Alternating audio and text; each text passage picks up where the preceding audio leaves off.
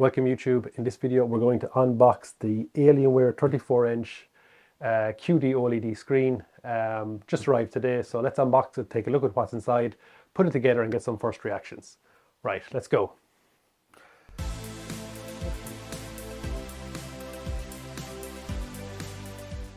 The box itself in general looks in pretty good condition here, so I'm just hoping there's no dead pixels on this one, and obviously everything else works okay.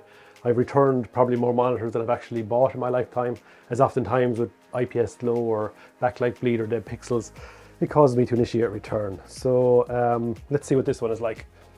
It'll either be disappointment or joy come the end of the video. Right, please just work. I don't want to do a return. Okay, packaging looks pretty well. We get the factory calibration report. I'll put some of that up on the screen later on in this video. We have a back panel to hide cables, so that looks okay to me. We'll set it up later.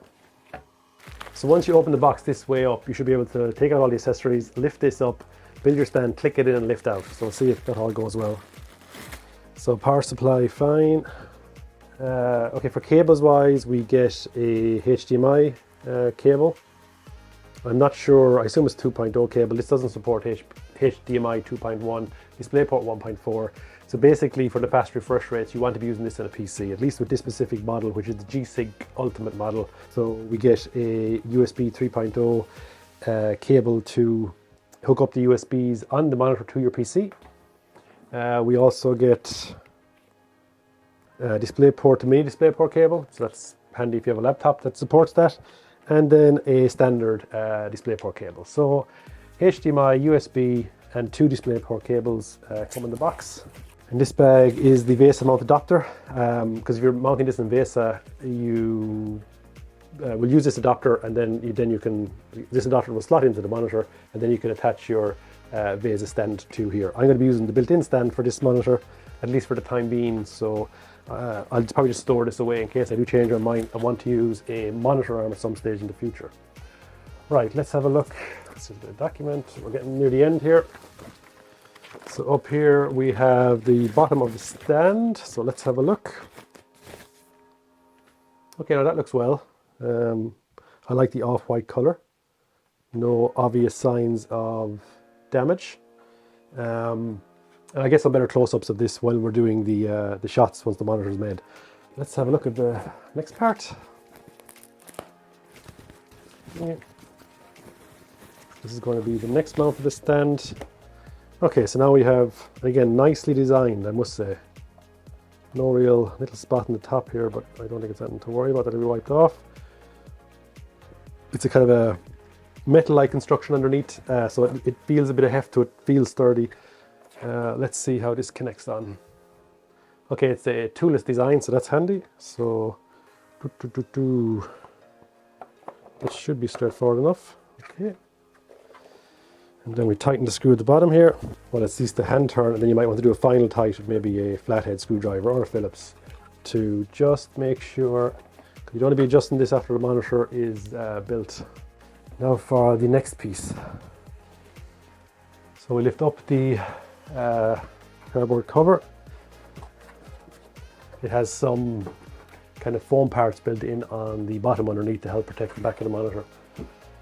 Saying all this now, all we need now is a broken screen. So the flap here just opens up for the cover, and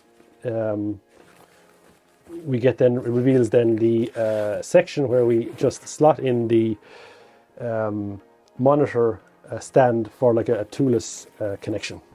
Let us try a moment of truth. Let's just see what happens. Slot you in nicely there. Okay, I feel it click. Right, so we have the monitor arm connected. It's just a toolless design. Once you put it together, it'll kind of slot in and clip. You'll hear the sound. Put it out, put it on a stand, and the monitor should be good to go. Right, let's give it a go.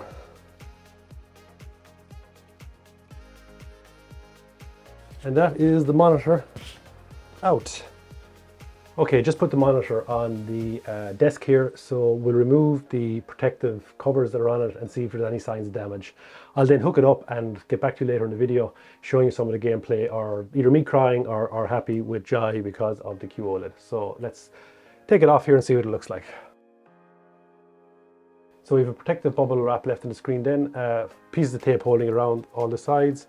Moment of truth. Okay. On initial look here, no obvious signs of damage. We just need to get it hooked up and see what it looks like pixel-wise.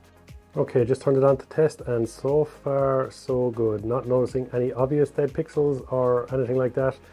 We need to get it set up properly now, move the old monitor and get it in full position to have a proper look through. But initial impressions is lovely screen, glossy, bright, vibrant, definitely a big upgrade to my IPS. But listen, I'll get it set up properly and we'll come back and look at it a bit more.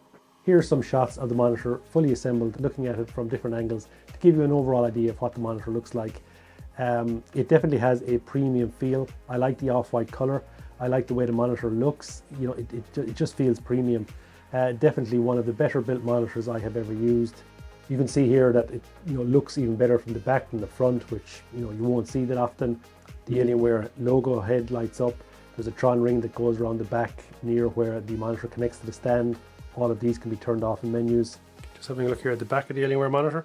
Over on the right hand side, as you look at it from behind, is where you get your connections for 2 USB slots, 2 HDMIs and a display port. They'll all connect at the right hand side as you look at the back of the monitor, or left hand side of the monitor itself. And on the other side then we get just where the power supply goes in, and then we have that white cover that'll go on to cover cables once it's set up properly. Okay, the monitor is fully up and running here, and I've had a chance to use it for an hour or two. Got a chance to play a few games, mess around the desktop. I am extremely happy with this OLED monitor. The uplift in quality, in colors, in HDR quality from my previous IPS screen, which had HDR 600, is significant. There is definitely a good shift here in the level of immersion and just the overall joy of using this kind of monitor.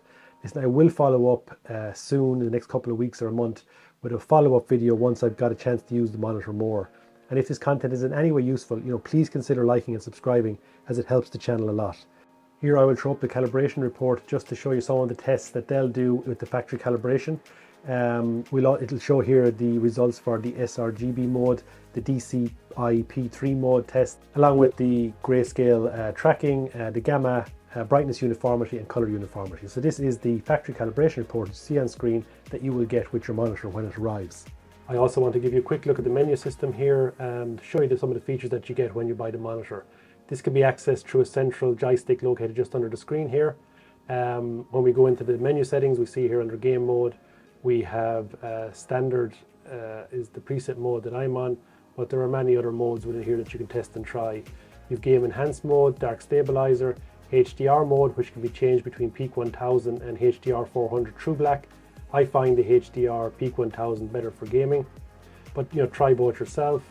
For brightness and contrast, I'd say in SDR mode to turn up that brightness. Just gives the monitor more of a vibrant look. You have import source options, FX lighting, audio. Now this monitor does not come with internal speakers. This relates more to headset output. Some options here in the menu, personalized for shortcuts. And finally, in others, I just wanted to show you the firmware version that comes with these latest monitors of MOB 102. The original monitors would have shipped with firmware version 101. Self-upgrading this firmware, I don't see an easy way of doing it. So I don't know, is there much difference in it, but this comes with the second version of the firmware that Dell has released for this monitor. But overall, I would say very happy so far. Now this monitor cost me €1,344. I ordered it on the 19th of July and it was delivered on the 7th of October. There was an added 3-week delay from Dell's original estimated delivery. Looking at the current website, the delivery times look to have been reduced. So just be aware that there could be a wait, hopefully not too much. As time goes on, Dell will get better at getting these monitors to customers. It is an expensive price and you kind of pay for what you get here. This is, quality wise, just looking at this screen is a joy, and I hope to get many years of use out of it. If you have any questions about the monitor specifically, throw them in the comments below and I will get back to you as soon as possible.